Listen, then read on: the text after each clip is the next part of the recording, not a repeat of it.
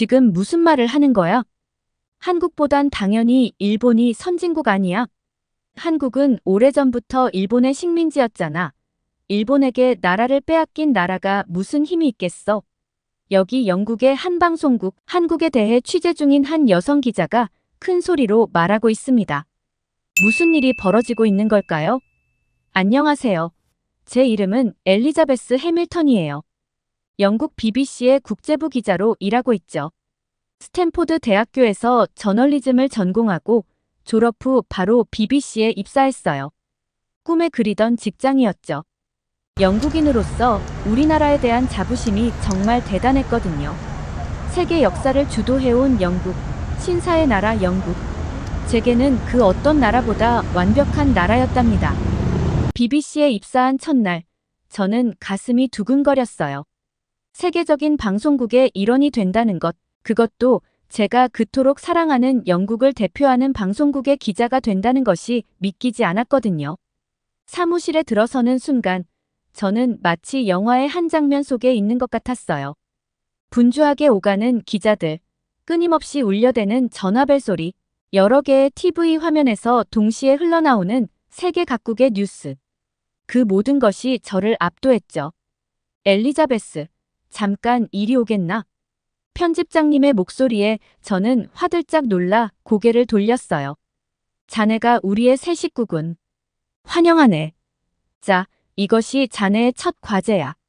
그렇게 저는 BBC에서의 첫 임무를 받았죠. 그날 이후로 저는 정신없이 일했어요. 유럽의 정치 현장부터 중동의 분쟁 지역, 아프리카의 기아 문제까지 정말 다양한 이슈를 취재하고 보도했죠. 매일 아침 편집회의에서 세계 각국의 소식을 듣고 분석하는 일은 정말 흥미진진했어요. 때로는 밤을 새워가며 기사를 작성하기도 했죠. 힘들었지만 제가 쓴 기사가 전 세계에 방송되는 걸 볼 때마다 그 어떤 피로도 싹 가시는 것 같았어요. 특히 영국의 위상을 높이는 뉴스를 전할 때면 가슴이 뿌듯해졌답니다.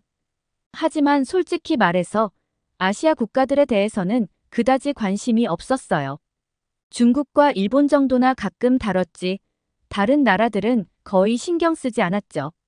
그들의 문화나 사회는 너무 낯설고 이해하기 어려웠거든요. 게다가 영국과는 너무 다른 것 같아 별로 중요하지 않다고 생각했던 것 같아요. 그래도 저는 제 일에 자부심이 있었어요. 영국 BBC의 기자로서 세계를 바라보는 우리의 시각이 가장 객관적이고 정확하다고 믿었거든요. 다른 나라 언론들은 자국의 이익을 위해 뉴스를 왜곡하기도 하지만 우리 BBC는 절대 그러지 않는다고 자부했죠. 지금 생각해보면 꽤나 오만했던 것 같아요.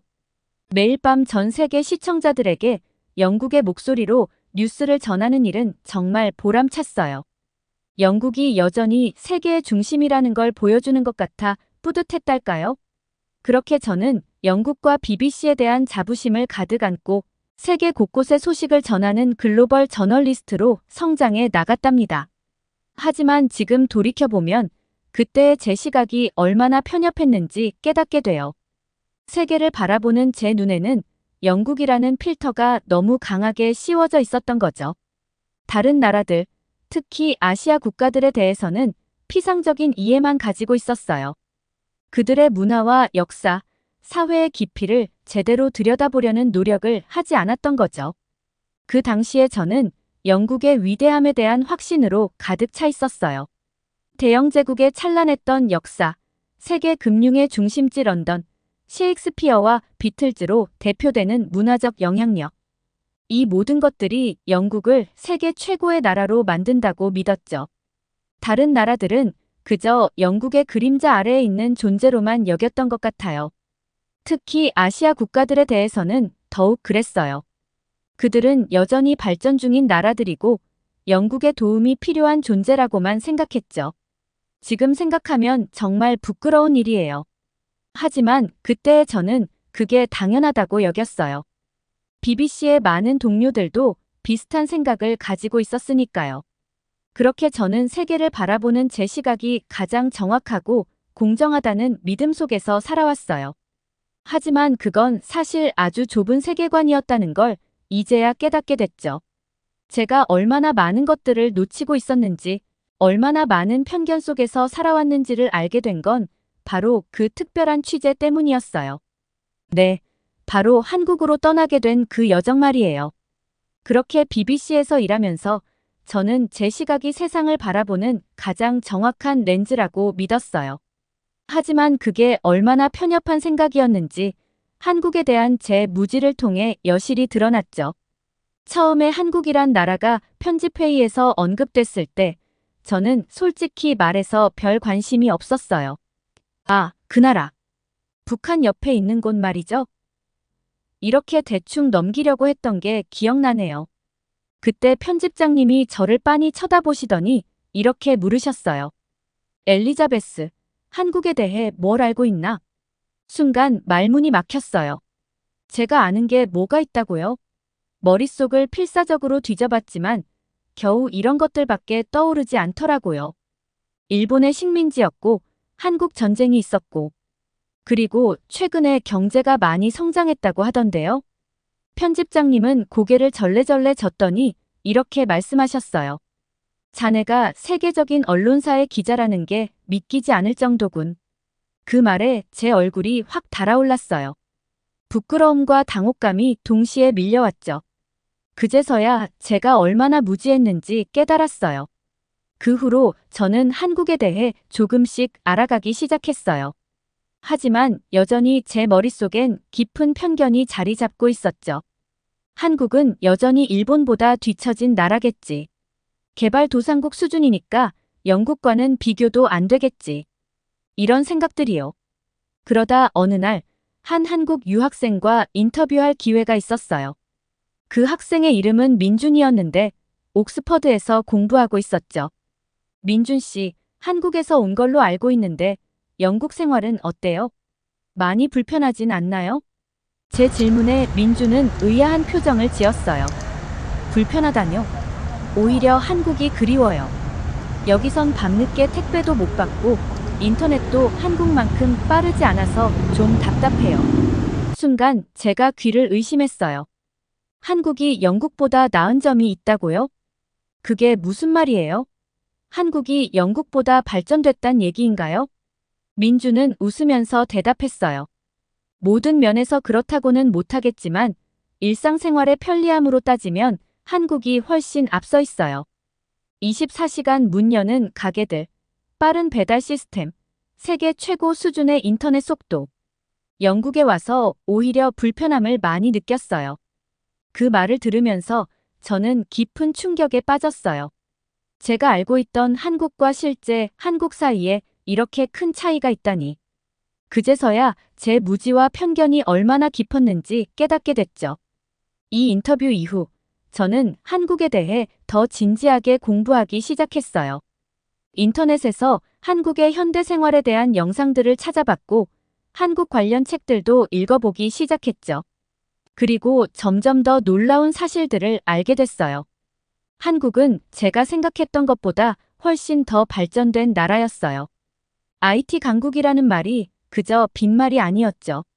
세계 최고 수준의 인터넷 속도, 스마트폰 보급률, 그리고 삼성이나 LG 같은 세계적인 기업들.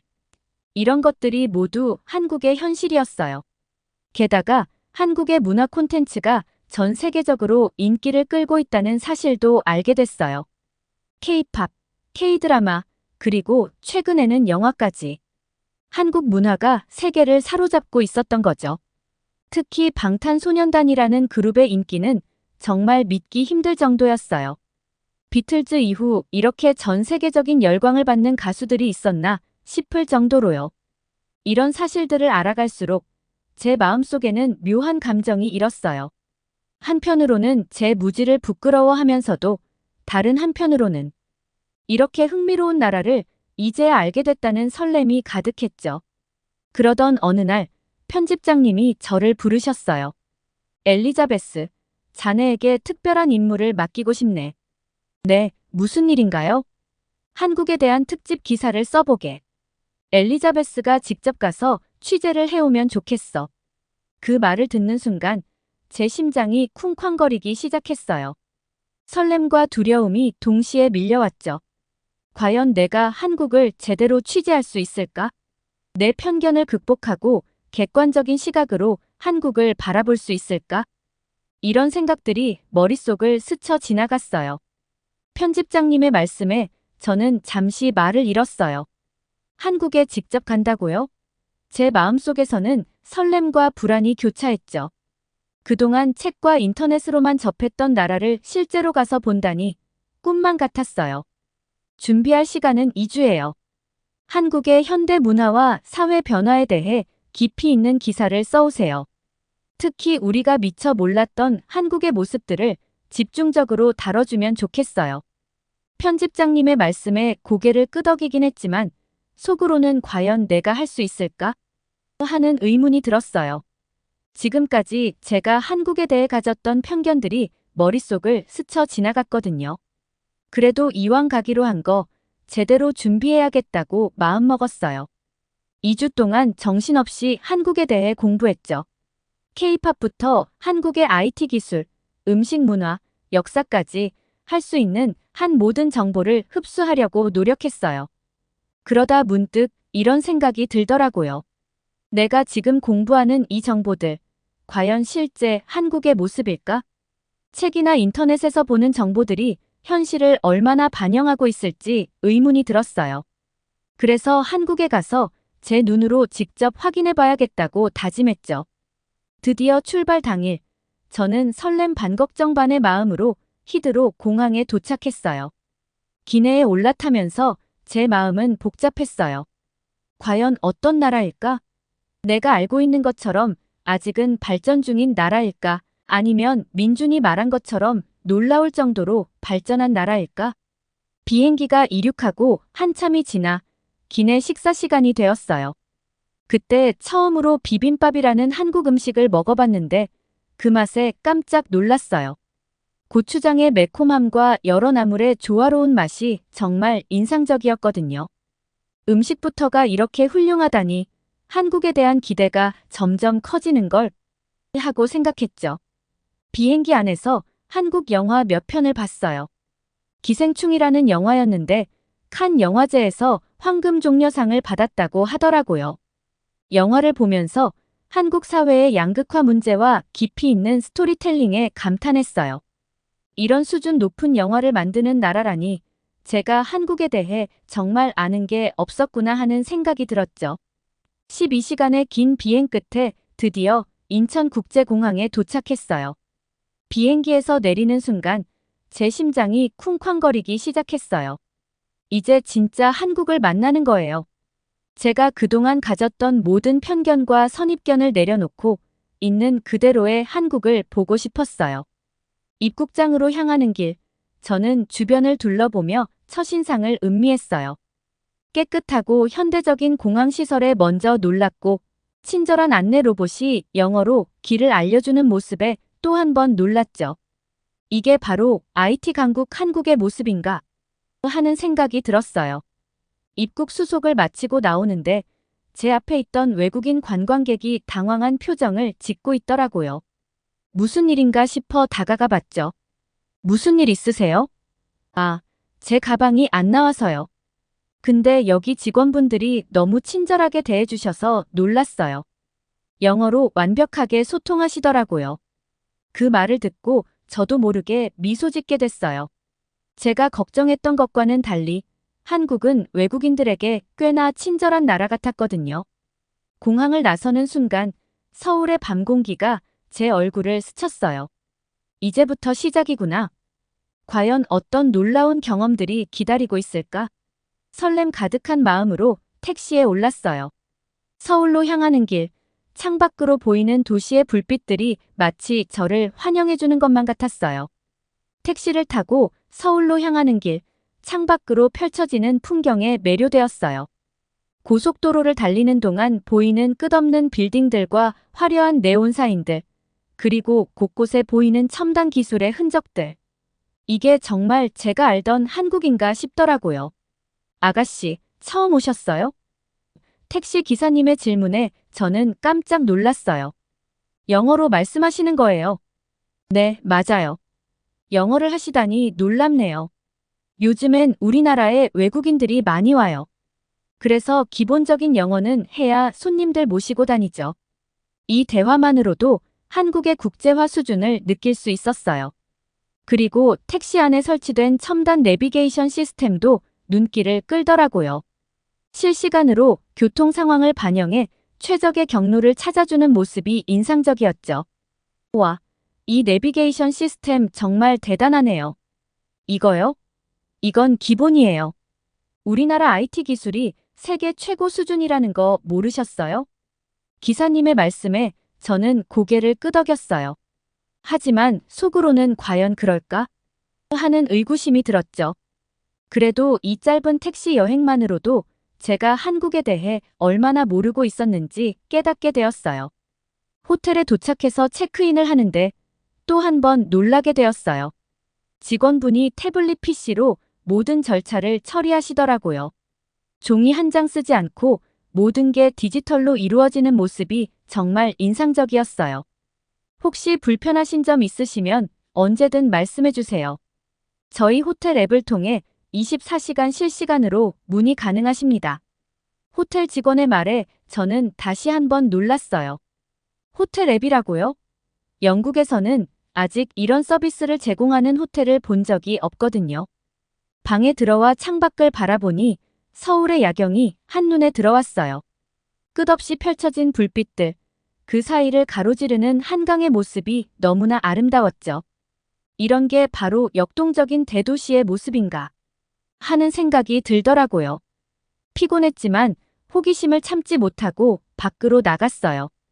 늦은 시간임에도 불구하고 거리는 여전히 활기찼어요. 24시간 영업하는 편의점, 늦은 밤까지 문을 연 카페들, 그리고 밤새 돌아다니는 사람들. 이런 모습이 런던과는 사뭇 달라 보였어요. 문득 배가 고파져서 길거리 음식을 파는 포장마차에 들렀어요. 떡볶이라는 음식을 처음 먹어봤는데 그 맛에 완전히 매료되고 말았죠. 매콤하면서도 달콤한 맛, 쫄깃한 떡의 식감. 이런 게 바로 한국의 맛인가 봐요. 아가씨, 외국인이시죠? 처음 드시는 것 같은데 맛있게 드세요. 포장마차 아주머니의 따뜻한 말씀에 저는 감동받았어요. 언어는 통하지 않았지만 그 친절함이 고스란히 전해지더라고요. 호텔로 돌아오는 길, 저는 제 눈으로 본 서울의 첫인상을 정리해봤어요. 첨단 기술과 전통이 공존하는 도시, 24시간 잠들지 않는 활기찬 거리, 그리고 무엇보다 친절한 사람들. 이게 바로 진짜 한국의 모습이구나 싶었죠. 다음 날 아침, 저는 일찍 일어나 취재를 시작했어요. 첫 목적지는 강남역이었죠. 한국의 경제 중심지라고 들어서 꼭 가보고 싶었거든요. 지하철을 타고 가는데 지하철 안에 설치된 대형 스크린에서 실시간 뉴스가 나오고 와이파이가 완벽하게 터지더라고요. 심지어 지하철 안에서도 5G 속도로 인터넷을 사용할 수 있었어요. 런던 지하철에서는 상상도 할 수 없는 일이죠. 우와, 지하철에서 이렇게 빠른 인터넷이 되다니 믿기지 않아요. 옆자리에 앉은 학생으로 보이는 청년에게 말을 걸었어요. 아, 이거요? 이건 기본이에요. 우리나라는 어디를 가든 빠른 인터넷을 사용할 수 있어요. 심지어 등산을 가도 산 정상에서 실시간 스트리밍이 가능하다니까요. 그 말을 듣고 저는 입을 다물지 못했어요. 영국에서는 시내 한복판에서도 가끔 인터넷이 끊기는데 산 정상에서 실시간 스트리밍이라니. 이게 바로 IT 강국 한국의 모습인가 봐요. 강남역에 도착해서 밖으로 나오니 높은 빌딩들 사이로 수많은 사람들이 바쁘게 오가는 모습, 그리고 곳곳에 설치된 대형 전광판들. 마치 영화 속 미래 도시에 온 것 같은 느낌이 들더라고요. 거리를 걷다 보니 스타벅스 앞에 긴 줄이 눈에 띄었어요. 호기심에 이끌려 줄을 서보기로 했죠. 그런데 이게 웬일인가요? 주문을 하는데 종업원이 보이지 않는 거예요. 알고 보니 모든 주문이 키오스크를 통해 이루어지고 있었던 거죠. 저기, 혹시 이거 어떻게 사용하는 건가요? 옆에 있던 젊은 여성에게 물어봤어요. 아, 외국인이세요? 여기 보세요. 이렇게 화면을 터치해서 원하는 메뉴를 고르시면 돼요. 영어 설정도 가능해요. 친절하게 설명해 주시는 모습에 감사했어요. 그리고 이런 무인 주문 시스템이 이렇게 보편화되어 있다는 사실에 또 한 번 놀랐죠. 영국에서는 아직 이런 시스템을 널리 사용하지 않거든요. 커피를 받아들고 거리를 걷다 보니 문득 이런 생각이 들었어요. 내가 알고 있던 한국은 도대체 어디에 있는 걸까? 제가 지금까지 본 한국은 제 예상을 완전히 뛰어넘는 모습이었거든요. 첨단 기술, 편리한 시스템, 그리고 활기 넘치는 도시의 모습. 이 모든 것이 제가 알고 있던 한국의 이미지와는 너무나 달랐어요. 강남의 번화가를 걷다 보니 문득 궁금증이 생겼어요. 이렇게 발달된 도시에서 과연 범죄율은 어떨까? 영국에서는 대도시일수록 치안 문제가 심각하거든요. 그래서 전문가를 만나 이야기를 들어보기로 했죠. 서울경찰청의 김준호 경감님과 약속을 잡았어요. 경찰청 건물에 들어서자마자 깔끔하고 현대적인 시설에 놀랐죠. 영국의 경찰서와는 비교도 안 되는 수준이더라고요. 김 경감님, 서울의 치안 상황은 어떤가요? 서울은 세계에서 가장 안전한 도시 중 하나입니다. 심지어 밤늦게 여성 혼자 돌아다녀도 크게 위험하지 않죠. 정말요? 그렇게 안전하다니 믿기 힘든데요. CCTV와 첨단 기술을 활용한 범죄 예방 시스템 덕분이에요. 그리고 무엇보다 시민들의 높은 준법 정신이 큰 역할을 하고 있죠. 김 경감님의 말씀을 들으며 저는 깊은 감명을 받았어요. 기술과 시민의식이 조화를 이뤄 이렇게 안전한 도시를 만들다니 정말 대단하더라고요. 인터뷰를 마치고 나오는데 길 한복판에서 한 여성이 지갑을 떨어뜨리는 걸 봤어요. 저는 반사적으로 주워 돌려주려 했죠. 그런데 제가 미처 주울 새도 없이 옆에 있던 한국 남성이 재빨리 지갑을 주워 여성에게 돌려주는 거예요. 아, 감사합니다. 여성이 말했어요. 당연히 해야 할 일이죠. 남성이 답했고 그냥 가던 길을 가버리더라고요. 이 광경을 보면서 저는 또 한 번 놀랐어요. 영국이었다면 아마 주운 사람이 지갑을 가져갔을지도 모르는데 말이죠. 한국인들의 높은 시민의식을 직접 목격하니 김 경감님의 말씀이 실감 나더라고요. 그날 저녁, 저는 한강공원을 찾았어요. 도심 한가운데 이렇게 큰 공원이 있다는 게 신기했거든요. 공원에 도착하자 많은 사람들이 자전거를 타고 조깅을 하고 피크닉을 즐기는 모습이 보였어요. 우와, 이렇게 늦은 시간인데도 사람들이 많네요. 옆에 앉은 할머니께 말을 걸었어요. 그럼 우리 한강공원은 24시간 열려 있어. 밤에 오면 또 다른 멋이 있지. 24시간이요? 위험하지 않나요? 위험. 여긴 한국이야. 안전하지. 할머니의 말씀에 저는 다시 한번 한국의 치안에 대해 감탄했어요. 밤늦게까지 공원을 즐기는 사람들, 그리고 그걸 당연하게 여기는 시민들의 모습이 정말 인상적이었죠. 문득 배가 고파 근처 편의점에 들어갔어요. 그런데 이게 웬일인가요? 편의점 안에 작은 식당이 있는 거예요. 저기요, 이게 뭐죠? 점원에게 물어봤어요. 아, 이건 편의점 식당이에요. 편의점 음식을 사서 여기서 먹을 수 있어요. 전자레인지도 있고 무료 물, 그릇, 젓가락도 제공해요. 와, 정말 편리하네요. 영국에는 이런 게 없는데. 편의점 음식을 사서 즉석에서 데워 먹으며 저는 한국의 서비스 문화에 또 한 번 감탄했어요. 작은 편의점 하나에도 이렇게 세심한 배려가 담겨 있다니 말이에요. 식사를 마치고 호텔로 돌아가는 길, 한 할머니가 무거운 짐을 들고 계단을 오르려 하고 계셨거든요. 그런데 주변에 있던 젊은이들이 즉시 달려와 짐을 들어드리는 거예요. 할머니, 제가 들어드릴게요.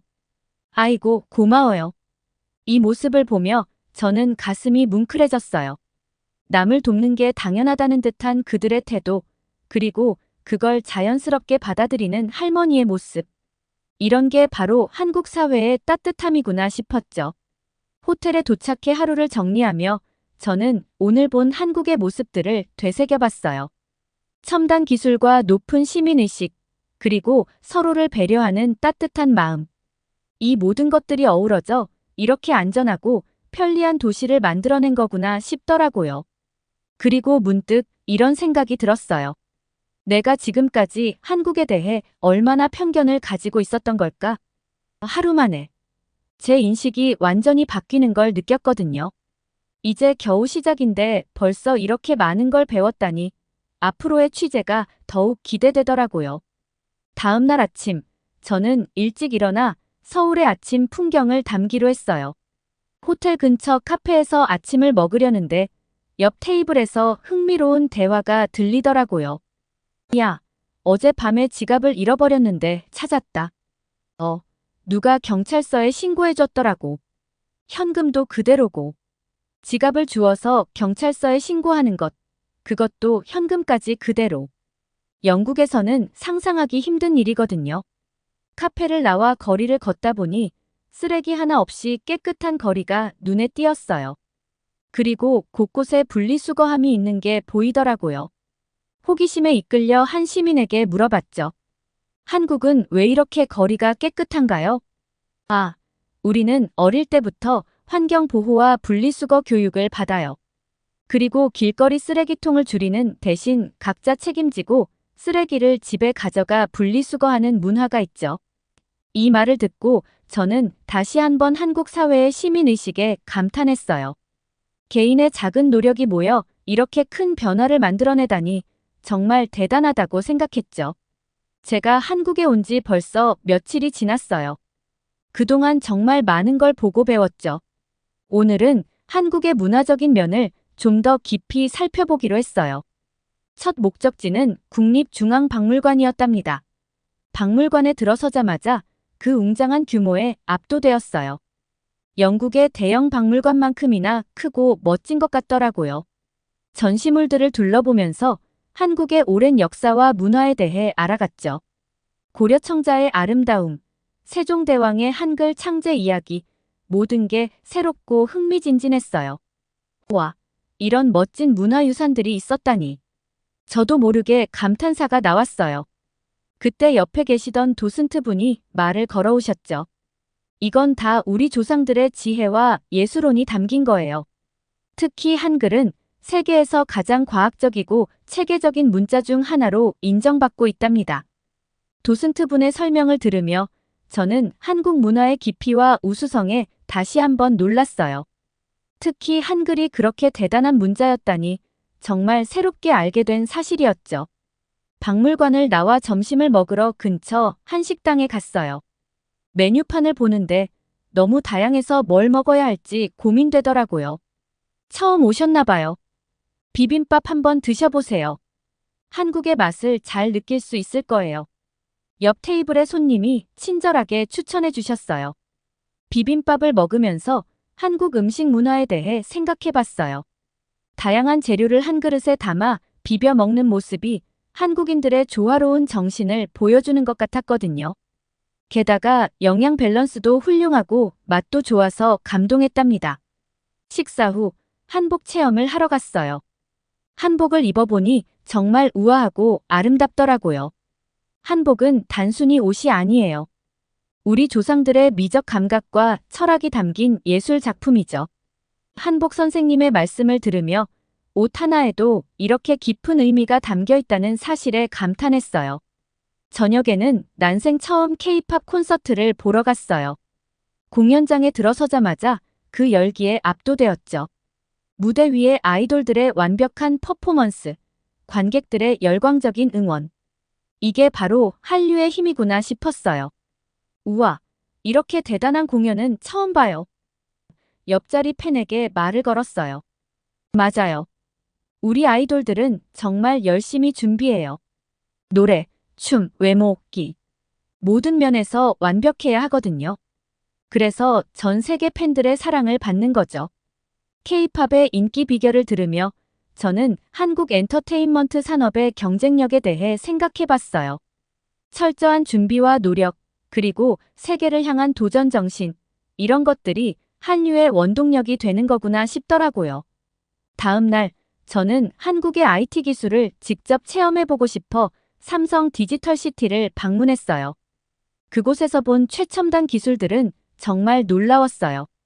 인공지능, 사물인터넷, 5G. 마치 미래를 보는 것 같았죠. 이런 기술들이 실제로 우리 생활에 적용되고 있어요. 예를 들어 스마트홈 시스템을 통해 집안의 모든 기기를 스마트폰으로 제어할 수 있죠. 가이드의 설명을 들으며 저는 한국이 얼마나 빠르게 미래를 향해 나아가고 있는지 실감했어요. 특히 인상 깊었던 건 로봇 기술이었어요. 병원에서 일하는 간호 로봇, 공장에서 일하는 산업용 로봇. 이런 기술들이 실제로 사용되고 있다니 정말 놀라웠죠. 한국은 왜 이렇게 IT 기술이 발달했나요? 궁금해서 물어봤어요. 우리나라는 자원이 부족해요. 그래서 사람의 힘, 즉 두뇌에 투자하는 수밖에 없었죠. 교육에 대한 열정과 빠른 적응력이 이런 결과를 만들어냈다고 봐요. 이 말을 들으며 저는 한국의 성공 비결을 조금은 이해할 수 있었어요. 어려운 환경을 오히려 기회로 삼아 이렇게 발전했다니 정말 대단하다는 생각이 들었죠. 그날 저녁 한강공원에서 산책을 하며 지금까지의 경험을 정리해봤어요. 첨단 기술과 전통문화, 열정적인 대중문화와 정제된 예술. 이 모든 것들이 조화롭게 공존하는 나라. 이게 바로 제가 발견한 진짜 한국의 모습이었어요. 문득 강 건너편의 화려한 도시 이 눈에 들어왔어요. 불과 몇십 년 전만 해도 이렇게 발전된 모습이 아니었다고 하던데 이렇게 빠르게 변화하고 발전할 수 있었던 한국인들의 저력이 정말 대단하다는 생각이 들었죠. 한국은 정말 놀라운 나라예요. 저도 모르게 중얼거렸어요. 그렇죠? 우리도 우리나라가 자랑스러워요. 옆에 있던 젊은 커플이 웃으며 말을 걸어왔어요. 그들과 이야기를 나누면서 저는 한국인들의 자부심과 애국심을 느낄 수 있었어요. 그리고 그건 단순한 자만심이 아니라 자신들의 역사와 문화에 대한 깊은 이해와 사랑에서 비롯된 것이라는 걸 알 수 있었죠. 호텔로 돌아오는 길, 저는 이번 취재가 단순한 기사 작성을 넘어서 제 인생의 터닝 포인트가 될 것 같다는 예감이 들었어요. 한국에서의 경험들이 제 세계관을 완전히 바꿔놓고 있었거든요. 이제 영국으로 돌아가 이 놀라운 경험들을 어떻게 기사로 담아낼지 고민해야 할 것 같아요. 하지만 한 가지 확실한 건 제가 알게 된 한국의 모습을 있는 그대로 편견 없이 전달하고 싶다는 거예요. 세계가 한국의 진정한 모습을 알아야 한다고 생각하거든요. 여러분, 드디어 제 한국 취재 여행이 끝나고 영국으로 돌아왔어요. 비행기에서 내리는 순간부터 왠지 모를 허전함이 느껴지더라고요. 런던 히드로 공항의 모습이 왜 이렇게 낯설어 보이는 걸까요? 택시를 타고 집으로 가는 길, 창밖으로 보이는 런던의 풍경이 전과 달리 보이는 거예요. 어라, 왜 길거리에 쓰레기가 이렇게 많지? 이 도로는 왜 이렇게 좁고 불편해 보이지? 이런 생각들이 자꾸 들더라고요. 집에 도착해서 짐을 풀면서 한국에서의 경험들이 하나둘씩 떠올랐어요. 깨끗한 거리, 편리한 대중교통, 언제 어디서나 연결되는 초고속 인터넷, 그리고 무엇보다 따뜻하고 친절했던 사람들. 문득 한국이 그리워지더라고요. 에리자베스, 취재는 잘 다녀왔나? 다음 날 아침 출근하자마자 편집장님이 물으시더라고요. 네, 정말 놀라운 경험이었어요. 제가 알던 한국과 실제 한국은 정말 달랐어요. 오, 그래? 어떤 점이 그렇게 달랐나? 저는 한국에서 보고 느낀 것들을 열정적으로 설명하기 시작했어요. 세계 최고 수준의 IT 기술, 전통과 현대가 조화롭게 공존하는 문화, 높은 시민의식과 안전한 사회. 한국의 모든 것이 신선하고 놀라웠다고 말씀드렸죠. 자네 혹시 한국 정부에서 돈이라도 받은 건 아닌가? 편집장님이 농담 섞인 말투로 물으시는 거예요. 아니에요. 절대 그렇지 않아요. 제가 직접 보고 경험한 사실들이에요. 우리가 한국에 대해 얼마나 모르고 있었는지, 얼마나 편견을 가지고 있었는지 깨달았어요. 편집장님은 제 열정적인 설명을 들으시더니 이렇게 말씀하셨어요. 좋아. 그럼 자네의 경험을 솔직하게 담아 특집 기사를 써보게. 하지만 객관성을 잃지 않도록 주의하고. 저는 곧바로 기사 작성에 착수했어요. 하지만 생각보다 쉽지 않더라고요. 어떻게 하면 제가 경험한 한국의 모습을 있는 그대로 과장 없이 전달할 수 있을까? 고민 끝에 저는 제 개인적인 경험과 감정을 솔직하게 담기로 했어요. 한국, 내가 알던 그 나라가 아니었다라는 제목으로 기사를 시작했죠. 제가 한국에 가기 전에 가졌던 편견들, 그리고 그 편견들이 어떻게 깨져나갔는지를 상세히 적었어요. 특히 한국의 IT 기술에 대해서는 한 섹션을 통째로 할애했어요. 거리 곳곳에서 만난 미래 기술이라는 소제목으로 무인 주문 시스템, 5G 네트워크, 스마트 시티 등에 대해 자세히 설명했죠. 문화적인 면에서도 깊이 있게 다뤘어요. K-팝과 한류의 세계적 인기, 그리고 그 이면에 숨겨진 한국인들의 노력과 열정에 대해서요.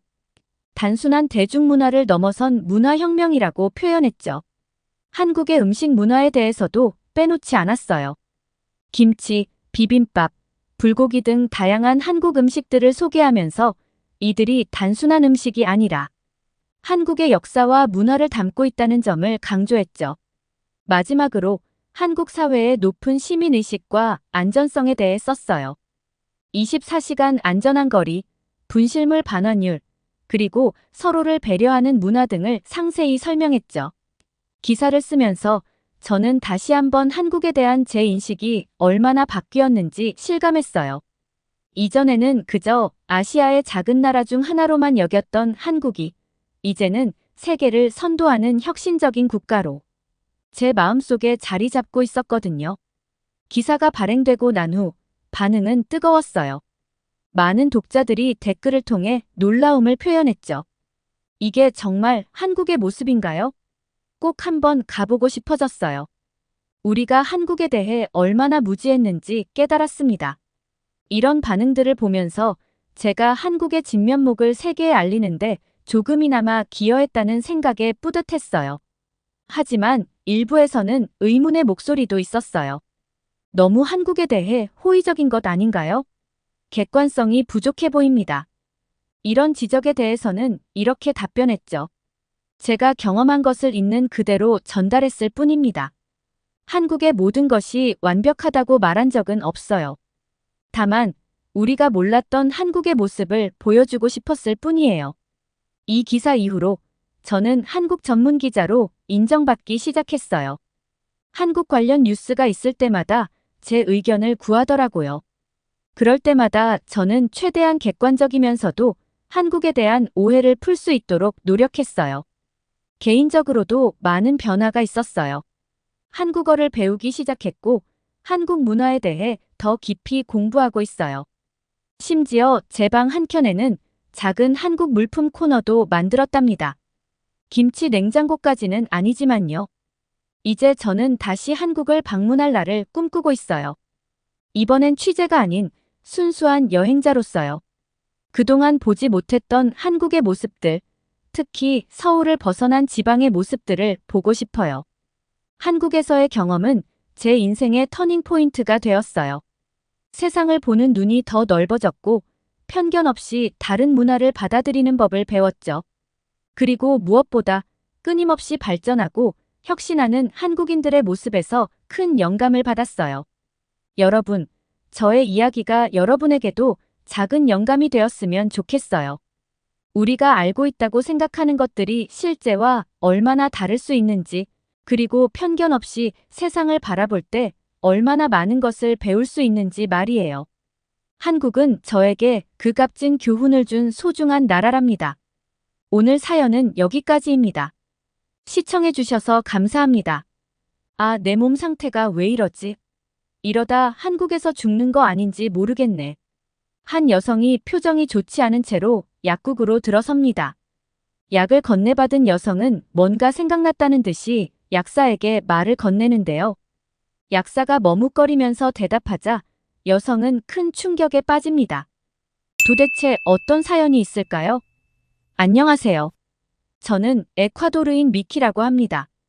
저는 에콰도르에 있을 때는 중산층이라는 생각을 하며 살았었습니다. 제가 안 좋은 직업도 아니고 의사라는 직업을 가졌으니까요. 아빠가 의사셔서 남을 도와주는 모습을 보고 자랐던 저는 그런 아빠의 모습을 본받고 싶어서 의사의 길을 택하게 된 것이었습니다. 그런데 어느 날 중산층이 아니구나 깨닫는 순간이 있었습니다. 바로 아빠의 부러진 안경 때문이었죠. 아빠는 나이가 드시면서 안경을 쓰기 시작하셨는데 그 안경이 없으면 생활하기 불편해하셨어요. 안경원에 갔더니 새로 맞추는 비용도 기다리는 시간도 굉장하더군요. 기본 한 달은 걸릴 듯 했어요. 아빠는 고칠 비용이 없다며 안경이 부러진 다리를 대충 테이프로 두르시고는 쓰고 다니기 시작하셨어요. 그런 모습을 보니 너무 안타까움이 밀려오더군요. 그러면서 저는 중산층이 아니라는 현실을 직시했습니다. 의사가 되면 존경받을 수 있다고 하지만 에콰도르의 현실은 그렇지 않습니다. 에콰도르는 의료인들이 많아서 굳이 더 이상의 의료인들을 필요로 하지 않았죠. 그렇기에 다른 나라로 파견을 보내는 일도 종종 있었습니다. 더군다나 제 월급은 한국 돈으로 3만 원에 불과했었습니다. 식당 종업원들도 30만 원은 좋게 받는데 저는 한 달을 일해도 3만 원이니 정부가 의사를 바라보는 시각을 알 수 있는 사례죠. 공무원들도 이런 월급을 받고 생활했습니다. 정말 목숨만 겨우 부지할 수 있는 정도인 것입니다. 주변의 동료들은 결국 하나둘 떠나기 시작했어요. 다른 일을 하거나 이민을 가거나 그렇지 않고는 살 수가 없었으니까요. 그러던 중 저는 브라질로 파견을 나가게 되었습니다. 국가 차원에서 브라질로 의료진들을 파견 보내고는 했었는데 제가 가게 된 것이었죠. 외국의 의료 체계를 볼 수 있는 좋은 기회라서 저는 들떠 있었습니다. 도착한 브라질에서는 의료인에 대한 대우가 확실히 다르더군요. 그런데 더 확연한 차이는 다른 사람들과 이야기하다가 알 수 있었어요. 제가 의사 일을 하는 것보다 브라질에서 막노동을 하는 것이 월급을 더 많이 받을 수 있더군요. 의사인 친구들이 우스갯소리로 했던 노예 의사라는 말이 떠올랐습니다. 씁쓸한 현실에 웃음이 나왔죠. 그렇게 점차 의욕이 없던 와중에 우연히 한국에서 열리는 국제 세미나에 참석할 수 있는 기회가 생겼죠. 같이 일하시는 의사 선배가 같이 가자고 제안을 해주셨기에 갈 수 있었어요. 에콰도르 정부에서는 못 가게 막으려 했으나 의료계를 더 발전시킨다는 명목하에 갈 수 있었죠. 그리고 저는 거기서 충격을 받게 되었습니다. 한국이란 나라를 잘 알지도 못했었는데 사람들의 윤택한 생활이 눈에 들어오더군요. 기분이 묘했어요. 세미나에 들어가자 온 나라 사람이 모여 있었는데 의상부터 저와 달랐습니다. 제가 있을 곳이 아니라는 생각마저 들더군요. 결국 그날 먹은 점심은 쉽게 넘어가지 않았죠. 저는 체에서 더부룩한 배를 끌어안은 채 약국에 들어섰습니다. 이 약사가 영어를 잘하셔서 제 상태를 설명하기 쉬웠죠. 생각보다 약이 비쌌기에 들고 온 돈이 모자라 머뭇거리니 약사가 웃으시면서 선물이라고 하시더군요. 저는 당황해서 그냥 가겠다고 했으나 그는 외국에서 아픈 게 가장 서러운 것이라며 거부했습니다. 감사하다며 받은 약을 들고 있다가 문득 개인적인 궁금함을 이기지 못하고 약사에게 얼마를 버는지 물어봤습니다. 무례한 질문인 것을 알고 굳이 대답 안 해주셔도 된다고 했으나 머뭇거리시다 자신의 월급을 이야기해 주시더군요. 제 월급과는 정말 하늘과 땅 차이라서 충격받았습니다. 인사를 하고 밖으로 나왔을 때 정말 세상이 달라 보이더군요. 저는 이 일화를 이야기하며 선배에게 이게 맞느냐고 물어봤습니다. 선배는 무슨 소리냐고 하셨지만 제 말의 의미를 알고 있는 듯 싶었죠. 하지만 답변은 해주지 않으셨습니다.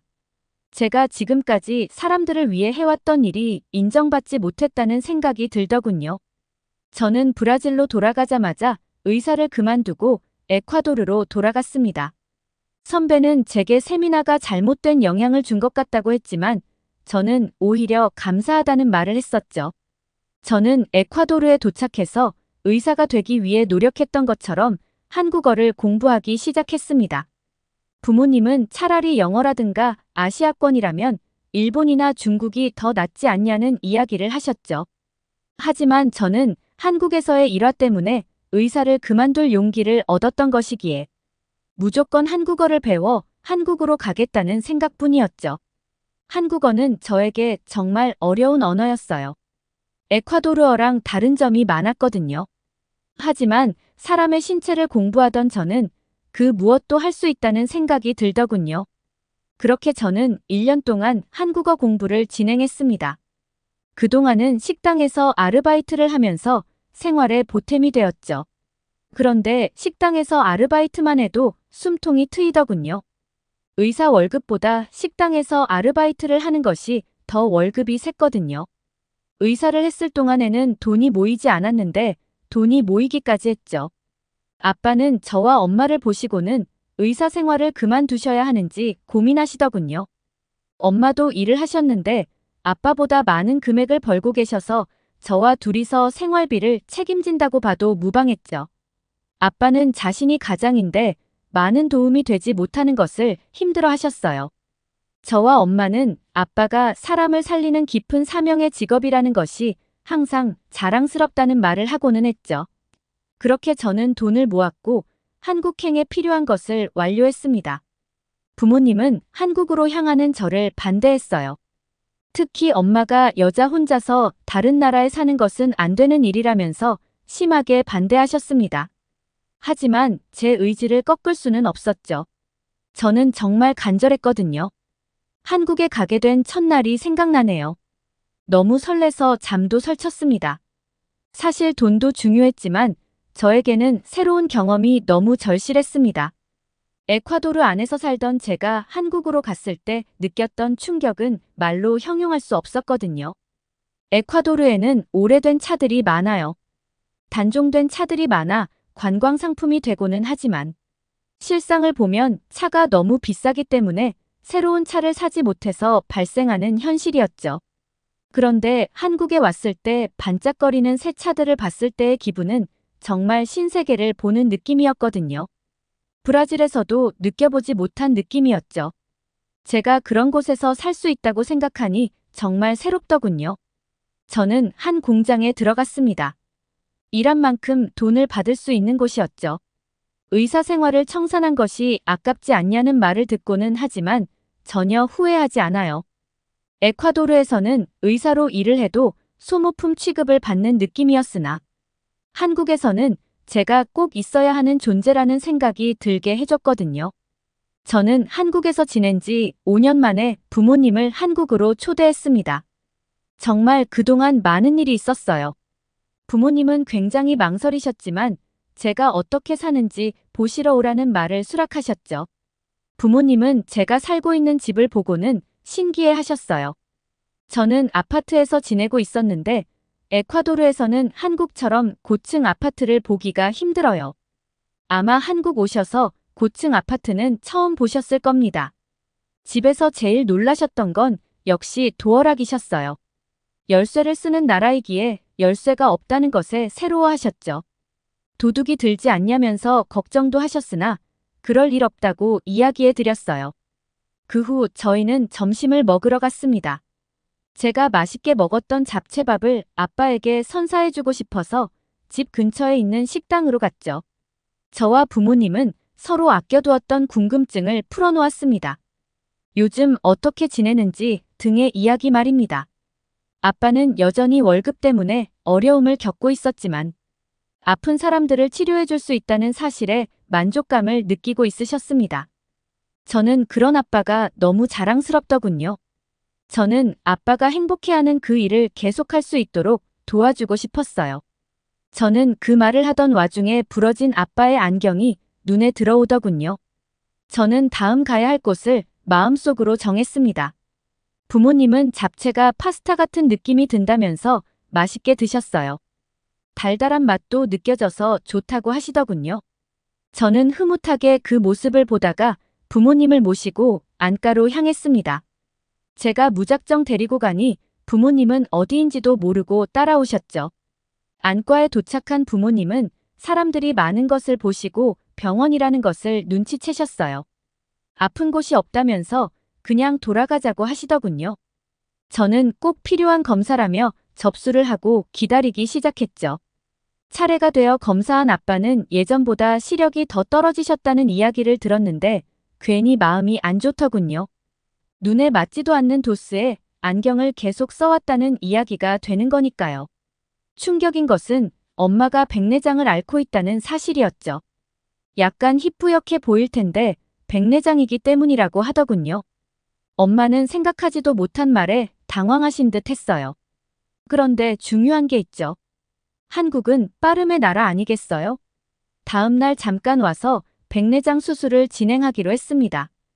다행스럽게도 백내장 초기라서 그렇게 어려운 수술이 아니라고 하더군요. 엄마는 돈이 많이 들까봐 걱정하셨지만 그만큼의 돈을 잘 벌어놨다면서 웃었죠. 더군다나 한국의 의료기술이 좋은 편이었으니까요. 검사를 마치고 안경원에 와서야 아빠는 자신의 안경을 위해서 안과에 갔던 걸 아셨죠? 아빠는 안경을 맞추면 이미 에콰도르에 돌아가야 한다며 손사래를 치셨는데 저는 걱정 말라고 말씀드렸죠. 수많은 안경테 중에 아빠가 원하시는 안경테를 선택하고 시력 검사표를 안경사에게 주니 기다리라는 말이 있으셨어요.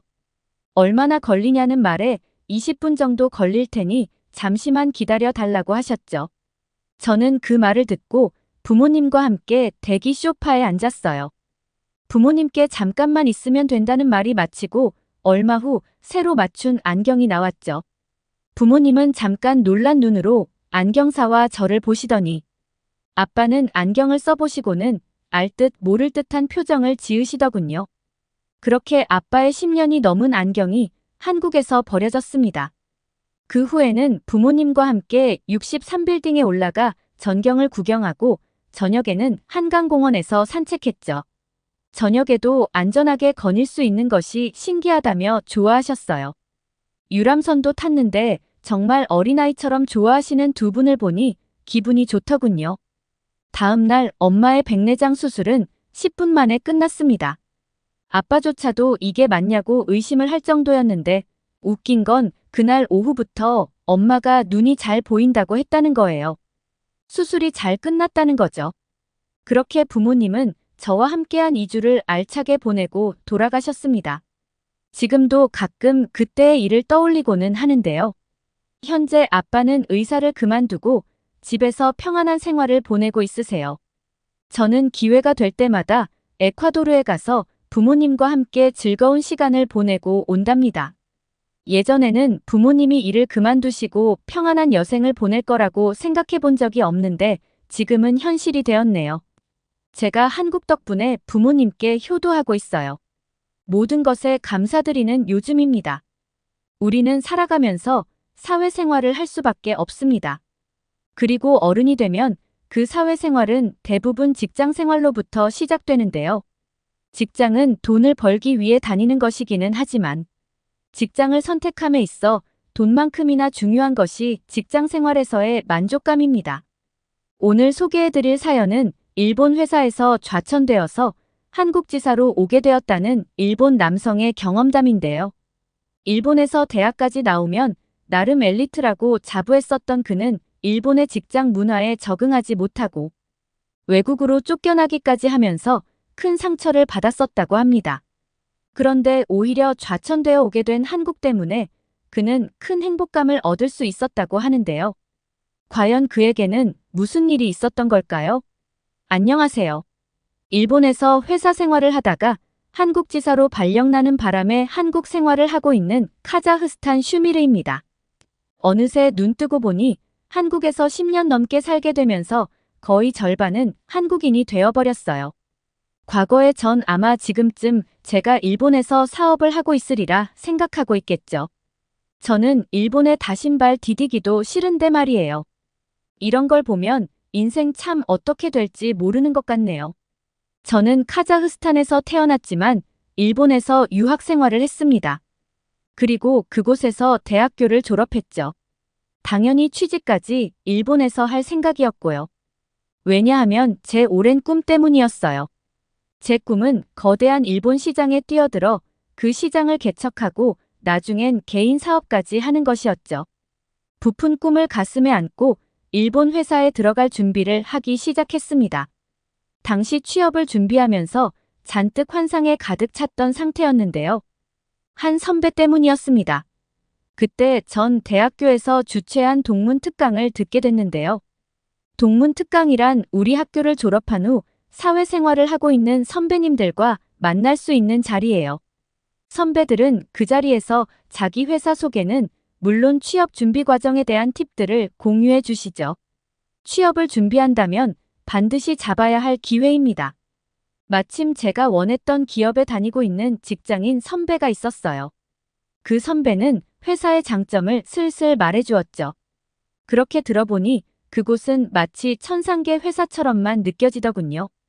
야근이 없는 건 당연하고 주말 근무 역시 없는 데다가 퇴근 후 업무 연락 같은 건 전혀 하지 않는다고 했습니다. 또한 회사에 목숨 바쳐 일하는 개념이 없기 때문에 자신을 희생할 일도 없다고 했죠. 그리고 전반적으로 수평적인 조직 문화라고요. 굉장히 혹하더군요. 요즘 사람들이 단연 선호하는 기업 분위기가 바로 수평적 관계 아니겠어요? 선배는 일본이 아날로그 문화가 뿌리 깊은 국가이지만 사내 분위기는 전혀 다르다고 하면서 회사 자랑에 신이 난 모습이었습니다. 저는 그 선배의 말만 믿고 미친 듯이 취업을 준비했어요. 그리고 마침내 원하는 기업에 입사할 수 있었죠. 하지만 절망적이게도 현실은 달랐습니다. 선배의 말이 절반은 맞고 절반은 틀렸어요. 우선 회사에 목숨 바쳐 일하는 사람이 없는 건 맞습니다. 하지만 이게 그렇게 좋을까요? 전혀 그렇지 않습니다. 애사심이 전혀 생기지 않아요. 함께 일하는 직원들 분위기 자체가 그렇다 보니까 나 역시 회사를 위해 일해야겠다는 생각이나 그 어떠한 열정이 생기지 않거든요. 이 회사를 위해 내 한 몸 바쳐 일하겠다는 의지가 불타오르지 않습니다. 그러다 보니 점점 일이 지루해지고 일을 하는 이유를 모르겠다 보니 출근하기가 미치도록 싫어져요. 마치 정신병에 걸릴 것만 같았죠. 찰리 채플린처럼 수많은 톱입니다. 바퀴 중 하나가 된 듯한 기분으로 매일매일 출근했어요. 그래도 다행히 우리 회사는 휴가를 호방하게 주는 편이었는데요. 이건 역시 그리 좋기만 하지 않았답니다. 춘절이나 국경절, 노동절, 중추절 등의 휴가를 주지만 일본 내에서 연휴 기간엔 어딜 가도 사람이 초만 원이라는 사실을 잊으면 안 돼요. 이게 무슨 말이냐면 사람이 미어터질 듯이 많기 때문에 사람들 뒤통수 구경만 하고 올 수 있다는 거죠. 우스갯소리가 아니라 진짜입니다. 잠깐 제 얘기를 해드리자면 국경절 연휴 때 대학 친구를 만나러 가기 위해 기차표를 예매했었어요. 넉넉히 하기 위해 기차 출발 시간보다 2시간이나 일찍 갔었는데요. 줄 기다리고 보안 검색을 기다리는 동안 이 시간이 훌쩍 지나버리는 바람에 기차를 놓치고 말았답니다. 믿겨지시나요? 이 정도예요. 다시 본론으로 돌아가 볼게요. 아까 제가 선배의 말 중 반은 맞고 반은 틀리다고 했죠. 사실 선배의 말은 틀린 말이 더 많았어요. 워라밸이 있다는 건 다 거짓말이었습니다. 근무 시간이 굉장히 길고 퇴근 후에 시도 때도 없이 연락이 와요. 밤이건 새벽이건 상관없죠. 그래서 업무와 일상생활의 분리가 불가능해요. 입사하면 일본에서 쓰는 메신저 프로그램을 휴대전화에 설치하라고 하는데 그 후부터 노예 생활이 시작되는 거나 다름없죠. 그 어플을 통해 1분 1초마다 가진 곳에서 연락이 오는데요. 정말 미쳐버리는 줄 알았습니다. 그리고 수평적 조직 문화는 찾아볼 수도 없었어요. 직장 내 갑질이나 왕따, 꼰대짓은 기본이었죠. 자기보다 뒤늦게 들어온 직원에게 텃세 부리는 건 당연했고요. 자신과 나이가 비슷한 또래가 들어오면 미친 듯이 견제해요. 마치 고등학교를 보는 듯하죠. 어른이 되어서도 학생 놀이를 하는 사람은 또 처음 봤네요. 하여튼간 저는 이런 이유에서 일본에서 잘 적응하지 못했습니다. 나중에 사업을 하려면 인맥을 잘 쌓아야 하는데 성향이 0달러 일본 사람들과 잘 어울리지 못했으니 결국 일본인 커뮤니티 내에서만 머무르게 됐죠. 전 제가 일본에서 도태될 줄 몰랐습니다. 한국에서 유학 생활을 했으니 어느 정도 그 나라 분위기와 잘 맞는 줄 알았거든요. 하지만 회사 생활은 또 다른 일이더라고요. 일본 사람들과도 결이 맞지 않아 매번 부딪히게 되고, 제가 이해가 가지 않았던 건 회사가 계약서대로 하지 않는다는 거였어요. 제가 왜 이 계약서대로 지키지 않느냐고 따지면, 일본 사람들은 성향상 계약서는 언제든 상황에 맞게 고칠 수 있는 것이라고 생각하기 때문에 아무 문제가 되지 않는다고 대답하거든요. 그들은 회사 사람을 마치 한 마을에 사는 이웃이라고 생각하는데, 그래서 의리를 중요시하기 때문에 이런 식으로 말하면 저를 신의가 없고 자기 이익만 챙기는 놈으로 낙인 찍어버려요. 뭐 저도 그렇게 되어버렸죠. 전 본사에 찍혀서 한국 지사로 좌천되고 말았습니다. 전 일본에서 계약도 한 번 제대로 성사시키지 못하고 인맥도 제대로 쌓지 못한 채 한국에 있는 지사로 와야만 했습니다. 모든 게 절망적이었죠. 본사가 아닌 지사에서 일할 바엔 일본에 돌아가서 사업을 준비하는 게 낫지 않나 싶더라고요. 하지만 또 그렇게 하자니 아무런 사업 기반이 없었던 상태였거든요. 맨 땅에 헤딩할 수는 없는 노릇이었고, 우선 한국에 있는 지사에서 경제적인 기반이든 뭐든 좀 쌓고 가고자 했습니다. 그런데요, 이조 제 생각이 틀렸어요. 오히려 한국에서의 생활이 일본보다 비교도 할 수 없을 정도로 훨씬 좋았거든요. 게다가 외국계 기업들도 많이 있어서 오히려 기회의 땅이었어요. 지사에서 일하면서 일본과 한국 회사 분위기가 많이 다르다는 걸 알 수 있었습니다. 일본 기업이긴 하지만 한국인들이 훨씬 많고 협력하는 기업도 대부분 한국 기업이니까요. 다른 점 중 좋았던 건 한국은 철저히 능력 위주의 기업 문화라는 겁니다. 일본에선 딱히 그런 걸 느끼지 못했어요. 일본 사람들은 자기 능력보다는 주로 물질적인 거나 금전적인 거에 의존해서 프로젝트를 성공시키곤 했어요. 그래서 일본 사람들은 정말 얼굴이 두껍구나 체감했었죠. 상대방이 아무리 자기 제안을 거절해도 집요하게 접근해서 마침내 목적을 달성하려는 근성이 있어요. 심지어 그 자존심 센 사람들도 계약을 따내기 위해 모든 자존심과 허세를 내려놓고 상대에게 머리를 조아린답니다. 이건 다 그들의 계획이에요. 클라이언트들은 일본 기업이 이렇게 수그리고 나오니 그들의 그물에 빠지게 되는데요. 표면적으론 정성이 가득한 일종의 접대이니까 말이에요. 하지만 결국 그런 친절의 소가 그들과 한편이 됐다가 뒤통수 맞는 경우가 많답니다. 아무튼 일본 사람들은 거침없이 아첨을 하고 뇌물을 주고 구걸해요. 실제로 전 일본 본사에서 일할 땐 계약을 하려면 뒷돈을 줘야만 하는 상황이 많았어요. 이런 부분에 있어서 정말 창피했죠. 근데 그러면서도 살아남기 위해 언젠간 저 역시 그런 사람이 될까봐 겁이 나더라고요. 그러나 한국은 아니었습니다. 한국에서는 능력 위주로 프로젝트가 진행되었어요. 이게 정말 정정당당하고 옳은 방법이라고 생각합니다. 그렇기 때문에 상사들은 무척 열심히 일했고요. 각자 성과를 내기 위해 노력하는 모습이었죠. 열심히 발로 뛰고 밤새워가며 계약서를 만들고 훌륭한 프레젠테이션 발표를 해 거래를 성사시킵니다. 저는 이런 사내 분위기에서 많은 걸 배울 수 있었고 자극을 받게 됐어요. 또 진심으로 회사가 잘 되기를 바라는 마음에서 일하는 상사들이 많았죠. 여태껏 그런 사람들을 한 번도 못 봤는데 조금 신기하더라고요. 그런 분위기 속에서 일하다 보니 저는 애사심이 조금씩 생기기 시작했습니다. 다들 열심히 하는 만큼 사이도 좋았는데요. 한국 지사는 사내 분위기가 좋은 편에 속했어요. 직장 내 정치질이라든가 직원들끼리 시기 질투 혹은 따돌림 같은 걸 전혀 볼 수 없었거든요. 그리고 회사 자체에서 직원들을 아끼고 챙기는 게 눈에 보였어요. 적어도 형식적이더라도 말이에요. 반면 본사는 아니었거든요. 인력이 넘쳐나다 보니 직원 하나하나가 소중한지 모르나 봅니다. 사람이 아니라 그냥 24시간 동안 기계 돌리는 거라고 생각해요. 인력이 많으니까 대충 쓰다가 누군가 지쳐 떨어져 나가도 그들에겐 그것은 일도 아니니까요. 다시 다른 인력을 충원하면 되죠. 그래서 일본에서 일했을 땐 같이 일하던 동료가 자주 바뀌었었습니다. 바뀌고 또 바뀌고 나중엔 그런 일이 너무 많아서 차츰 그러려니 하게 되더라고요. 이러니 사람들이 회사를 위해 일하겠다는 생각을 할 수가 없죠. 회사 자체에서 직원들을 그저 기계 부속 따위 정도로만 생각하니깐요. 전 한국에 있는 지사에 다니면서 생각이 바뀌었습니다.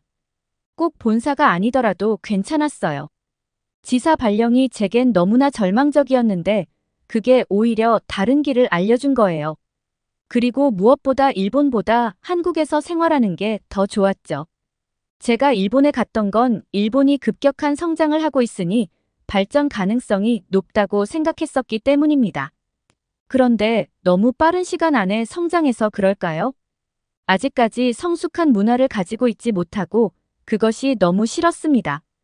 그들이 하는 건 제 업무 스타일과 너무 달랐고 그렇기 때문에 일본 사람들과 계약하는 과정이 너무 힘들게만 느껴졌어요. 하지만 지사에서 함께 일했던 한국인들은 달랐죠. 성과를 중시하는 분위기였기 때문에 전 몇 년 동안 열심히 했는데요. 다시 생각해도 정말 취업하고 이렇게까지 열심히 했던 순간이 있었나 싶더라고요. 그리고 그렇게 3년 정도 열심히 하니까 저는 다시 능력을 인정받을 수 있었습니다. 본사에서 제게 다시 돌아오라고 연락할 정도였으니까요. 하지만 전 거절했습니다. 다시 그곳으로 돌아가고 싶지 않았으니까요. 그리고 그동안 한국에서 기반을 잘 쌓아놨기 때문에 한국에서도 오라는 회사들이 많았어요. 전 그중에서 좋은 조건을 제시해준 곳을 선택하여 이직하게 됐습니다. 한국 지사로 발령난 게 오히려 다행이었어요. 이번 경험을 통해 느낀 건 뜻대로 이루어지지 않아도 그 속에서도 발견할 게 있다는 겁니다. 한국에서 더 성장해 꼭 제 이름을 건 기업을 만들고 싶네요.